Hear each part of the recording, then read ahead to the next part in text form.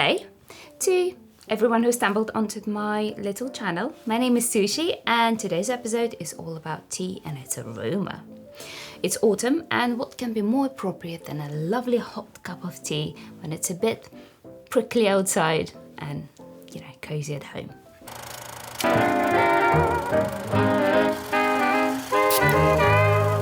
And since it is autumn, we're kicking off this fragrant tea journey with a little bit of gore and body mutilation. So please sit back, wrap yourself in a blankie, and let's begin. Right, so humans discovered tea because, that is according to a legend, one day a leaf fell into some hot water and that's it. No, okay, it's a very short part of the legend, but if I'm to be serious, according to Chinese tradition, the first cup of tea was brewed by the Emperor Shennong. He was the second of China's legendary emperors, and he wasn't your bog standard emperor.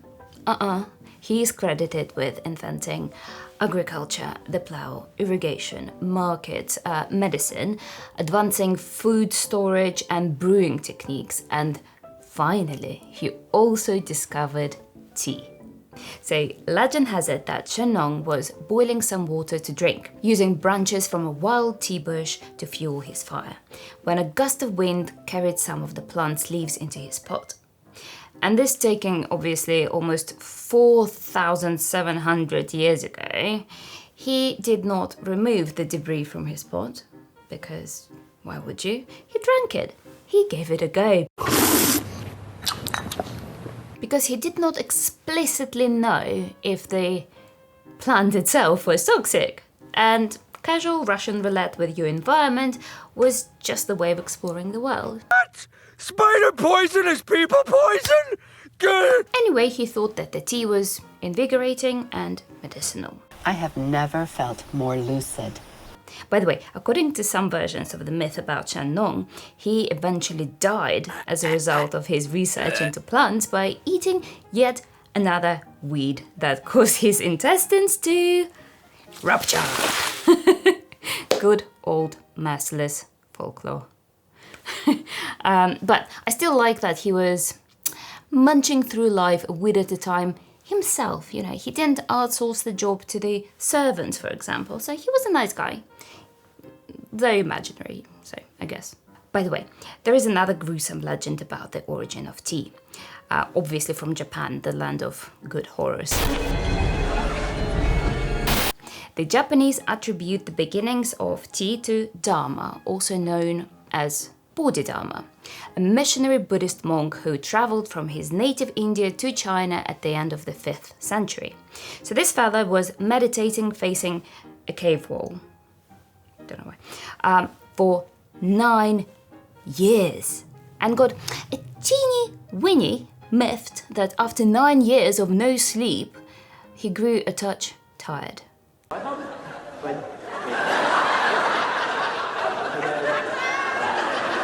So, you know, to keep his concentration going, he came up with this brilliant, very calm plan. He cut off his eyelids. Cute. I mean, we all know the Russian sleep experiment story. It seems like a predictable move. By the way, if you haven't heard of the Russian sleep experiment thing, probably don't go there. It's disturbing. It is made up, but it's bloody disturbing. Well, anyway, from the spot where Bodhidharma's eyelids fell, the first tea plants sprouted, and drinking tea from these plants kept monks awake and calm during meditation, even though it is a result of the most uncalm decision ever, but fine. I don't know what I'm doing. I think that's all the legendary gore I planned for this episode, so let's move on. Coming back to tea. Firstly, tea is the most popular beverage on earth, after water. While humanity has a fondness for coffee too, we actually prefer tea. So we consume just like a measly 2 billion cups of coffee daily across the globe. But when it comes to tea, it's over 5 billion cups of tea each day. I personally contribute to that number by drinking around 8 to 10 cups a day. My mother, I suspect, never consumed pure water in her life. All her liquid needs met in tea form. So for me, the smell of tea is the ultimate comfort, and I would imagine I'm not alone in that. For that reason, let's take a closer look. So tea is a plant. Yeah, I mean it's a shrub. That could be a tree if left unchecked. So that makes it shrubby tree? Tree? No, a pressed shrubbery. I think I should move on. All true tea comes from a single species of plant, Camellia sinensis, which from Latin basically means the camellia from China. It comes from the same family as camellia that you might have in your garden, but tea camellia doesn't sport the same delightful rose-like flowers, just kind of small white ones instead. But it makes up for it in so many other ways. Actually, no, I mean in one way. It produces tea leaves, but tea itself is useful to humanity in so many ways. Arguably, the most important quality of tea, at least if I was to rank it, and since it is my channel, I kind of rank everything here. The most important quality of tea is its antibacterial and antiseptic properties. So why do I think that? At first, tea was not drunk. It was used mostly as medicine and only sometimes as foodstuff. It was rubbed on wounds, consumed as medicinal gruel, or steamed into kind of balls to be consumed as a side dish. But even when it became a popular drink, it didn't stop improving the health of people drinking it. And that is super interesting. Starting from 7th to 9th century, and for many, many centuries after, tea played not the last role in making China the largest, wealthiest, and most populous country in the world. China? Michael, how was the dentist? It was great. China. So this prosperity and population growth were aided by the widespread adoption of drinking tea.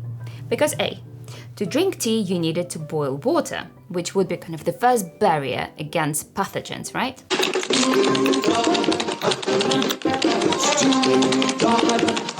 And B, tea has powerful antiseptic properties, meaning it was safer to drink than any other beverage, such as rice wine or beer. And even if the water was not properly boiled during tea preparation, it was still safer because green tea in particular is packed with catechins, powerful antiseptic compounds. Also, catechins showed anti-inflammatory and moderate anti-cancer properties. So don't be silly there, put it in your shopping list. Yeah, do it. Drink tea. Right. In effect, green tea was an efficient and convenient water purification technology, and the driving force behind the success of people drinking it in the age when death was kind of behind every corner and lurking inside any badly judged sip. I wouldn't drink that. So, while other nations were dying like flies, the Chinese had more time on their hands to better their lives. And China isn't the only place that ripped tea's health benefits. So let's travel in our minds to 18th century England as the Industrial Revolution gathers steam. Picture London's poorer quarters, and it smells. Whole families crammed into single, damp rooms. Alleys running with human waste. Air so thick with coal smoke, you could chew it. Water came from communal pumps often placed disturbingly close to cesspits. So, perfect conditions for spreading of disease. But instead of mortality rates skyrocketing, as you would expect, by the turn of the 19th century there was a noticeable decline in mortality rates in England. In some areas, death rates fell by about 25%. I mean, it's massive. And it's all because in 1784, the tea tax was slashed and suddenly everyone in England could afford tea and actually wanted to drink it. So at the exact moment when the Industrial Revolution should have been killing more people, this simple habit of drinking tea or actually more precisely the boiling of water to make it, kind of intervened and accidentally improved public health. Have a cup of tea and wait for all this to blow over. Oh, by the way, there's a curious little tidbit for you, particularly if you're British. So we think of tea as the most British of drinks, right? A pot of tea on the table feels like older than life itself. But coffee actually got to Britain first. So in the 1650s, and for about 100 years, it was the drink of choice. London sprouted coffee houses on every corner. By the late 1600s, there were hundreds of coffee houses. They weren't just cafes, by the way, they were nicknamed penny universities, because for the price of a penny for a cup, you got access to news, debates, gossip, and conversations with merchants, writers, politicians, whoever else. So tea, meanwhile, was a luxury curiosity. Expensive, heavily taxed, and kept under lock and key in like little wooden caddies, so the servants couldn't, pinch any. And the price difference was staggering. So in the 1660s, a cup of coffee cost a penny, right? That's about £2 to £3 in today's money. A whole pound of coffee was about 5 shillings. So let's say it's about 20 to 30 pounds in today's money. Tea, on the other hand, went for 6 to 10 pounds a pound, which is more like 1,200 to 2,000 pounds in today's money, for about 450 grams of dried leaves, which is actually not that much. So in practical terms, when a cup of coffee cost a penny, tea could be 6p to a shilling, literally most of a day's wage in one cup of tea. So yes, it was coffee, not tea, that fueled Britain's first caffeine buzz. Let's hope that comes up in your next pub quiz. Next very important tea quality to my mind is obviously its aroma. Actually, no, not even just that. The potential for so many different aromas, all coming from the same plant. Because, strictly speaking, all tea comes from the same plant, Camellia sinensis, and depending on how you're going to treat the plant and process the leaves, you will get the very different results. So white tea, green tea, yellow tea, oolong tea, black tea, and dark teas like pu'ers are all made from the same plant. The difference is the processing methods. Every tea master, a bit like every winemaker, has their quirks and little secrets, but the basic stages are pretty universal. So wilt, roll, oxidize, roast, dry. So not every tea goes through every stage. So black tea, for instance, gets the full treatment, so all stages, while white tea barely gets manipulated at all. It is plucked, withered, dried, done. With the finest white teas, so the buds and leaves, they have to be plucked and brought in within like a couple of hours, and if they're bruised, left lying around for too long or get too warm, so the cells, they break down, oxidation kicks in, and it's a bitter mess. Not bitter though, I'm definitely not bitter about it, I never think about it. Which is probably actually exactly what the earliest tea drinkers tasted when they just tossed leaves straight into the boiling water, kind of rough, astringent, medicinal.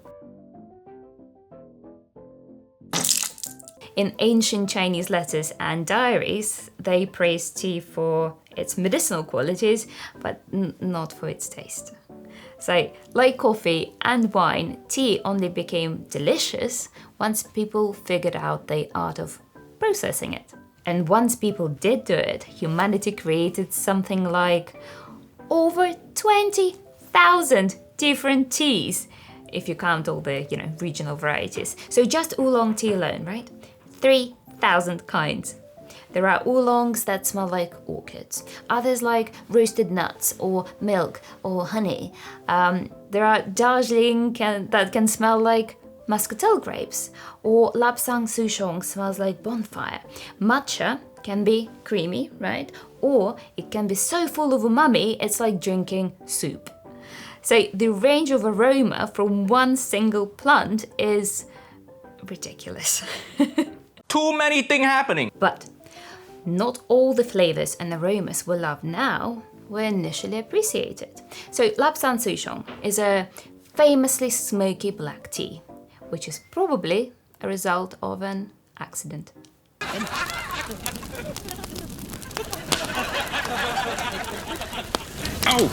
So this tea is made out of like bigger, tougher leaves from lower down the plant. So nothing delicate about it, and its name basically means coarse mountain tea. So one story says a passing army camped in a tea factory in the 1600s, delaying production, and the leaves started to spoil predictably. Something needed to be done sharpish to rescue the batch, so farmers dried it over pine wood fires, and out came this dark, smoky tea. There are a few versions actually of this story, but the bottom line is the same. Tea was spoiling, farmers needed to dry those big, coarse leaves, preferably as fast as possible, and fire was kind of an obvious answer. So either way, it was a necessity, not a design, and the Chinese were not keen on it. And generally considered this type of tea unsuitable for refined local tea culture. So it was sold to the dumb Europeans who seemed to drink any slop. But as luck would have it, not only were Europeans happily buying it, they loved it and asked for more and more, and by the 18th century, Lapsang Souchong was shipping out in bulk as a strong exotic tea and found some serious fans. Winston Churchill apparently adored it, partly because its smoky character reminded him of whiskey and cigars. So, Lapsang Souchong went from salvage tea nobody wanted in China to a Western export hit, proving once again that one culture's yucky yuck can become another culture's yummy yum yum yum. Okay, so in Lapsang Souchong's case, the flavor is added through smoking the tea leaves. But there are other ways to introduce new aromas to tea. Take Darjeeling muscatel tea from India, right? Aroma in this tea isn't strictly added. The flavor of muscat grapes is the result of insect attacks on the plant. So tiny leaf hoppers nibble on the leaves, and in defense, the plant pumps out extra terpenes as kind of a bug repellent. And the happy side effect is that higher terpene levels gives the tea its muscatel aroma. It's basically a stress perfume. You know, when I'm stressed, my sweat becomes more fragrant too. Nobody tries to bottle that though. One day maybe. Maybe not. By the way, the same molecules that make tea plant taste like grapes after a bug attack, literally the same terpenes perfumers reach for when building like rose, citrus or fruity accords. And there are other aromatic compounds in teas that are very much used in perfumery. By the way, 600 fragrance substances contribute to tea's aroma, so, you know, something was bound to end up in perfumes too. So take pyrazines. Pyrazines. Take pyrazines. They give nutty, roasted, even chocolatey tones in roasted teas, and perfumers use them for the same kind of reason in gourmand and actually tobacco accords. And then let's take phenols. They are smoky, tarry molecules you get in Lapsang Souchong, and they are the exact same family used to create leather and smoky notes in perfume. And also they act as antioxidants in tea, and thus are also used as preservatives to prevent oxidation in your perfume bottles. So clever. And then there is indole, which shows up in jasmine flowers and sometimes in tea as well. Oh, and in less glamorous places as well, like manure. So tiny doses, floral. High doses, funky and animalic. So next time you smell jasmine tea, remember, it's just like a molecule away from smelling like a farmyard.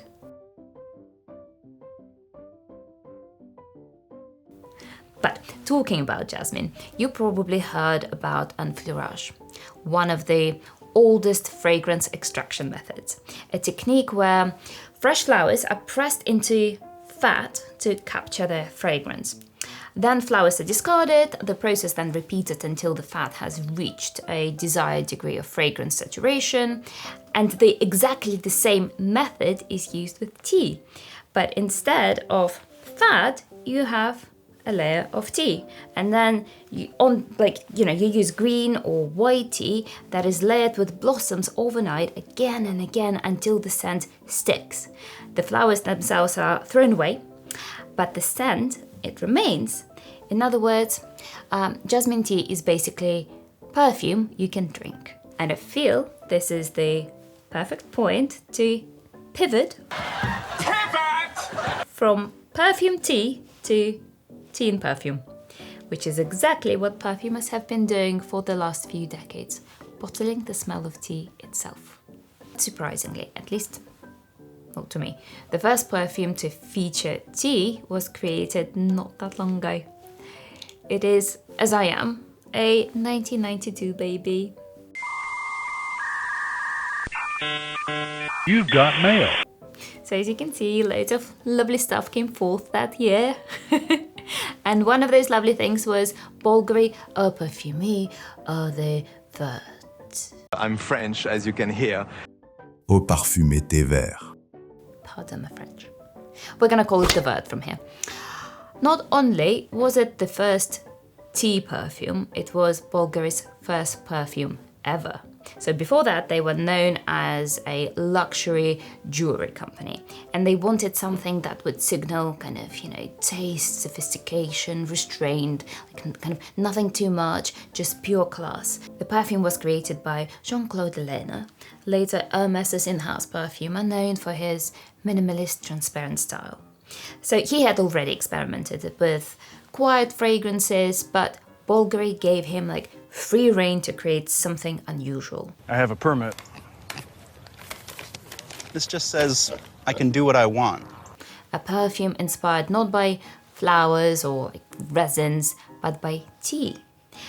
And it was the total opposite of what was popular back in the day. What was popular was powerful, big perfumes, something you can't miss. The vert was the total opposite, light, elegant, transparent. People often call it the first niche style fragrance to break into the mainstream market. And it was hugely successful and led Bulgari to release a whole line of tea perfumes and helped to define the 90s craving for clean and fresh scents. So after the vert, plenty of others followed, but most stuck kind of close to the same fresh and inoffensive formula. The most distinctive tea perfumes still tend to come from the niche world. So tea by its nature is delicate and transparent, it doesn't shout, and I feel like people want something mostly more tangible, something easier to spot.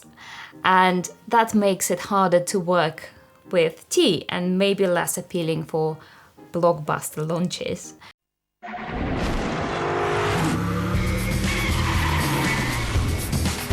The new fragrance for her. But for niche houses, that's exactly the attraction, creating something contemplative or strange or smoky or even like seaweed broth in a bottle. So if you're truly after tea, niche perfumery is where you'd find the good stuff. Really? By the way, one of the challenges with tea perfumes is that perfumers don't kind of usually just throw tea leaves into alcohol and call it a day, done. Real tea extracts actually do exist, like black tea CO2 or green tea Absolute, but they are more kind of rare, they're a bit unstable and are expensive. So it's not that they are not used, they are used, but most of the time tea in perfume is not tea. It's actually like a clever illusion. Perfumers stitch it together from other notes. Violet-like iron-ons to give leafy freshness. Hediones for that airy lift. Smoky molecules like guaiacol if you want something like lapsang effect. And soft masks for calming roundness. And that, I think, is the real magic. So tea started as medicine, right? Then became the world's favorite drink. And now it's made its way into bottles of perfumes, and we're even trying to recreate its smell from other ingredients. So it's always the same plant, always the same idea, a leaf in hot water, but endlessly reinvented. So humanity just can't stop finding new ways to get tea into our systems, whether we sip it, sniff it, spritz it. And who knows, maybe the next innovation in tea perfumery will be probiotic kombucha perfumes. And it's not even funny because niche perfumery has done much weirder. Now, if you enjoyed this episode, please like and subscribe. And as always, if you did not enjoy this episode, be a darling and still like and subscribe. And also in the part 2, I will be reviewing a few very lovely tea perfumes. Do not miss that thrilling adventure with me and my panel. So see you then.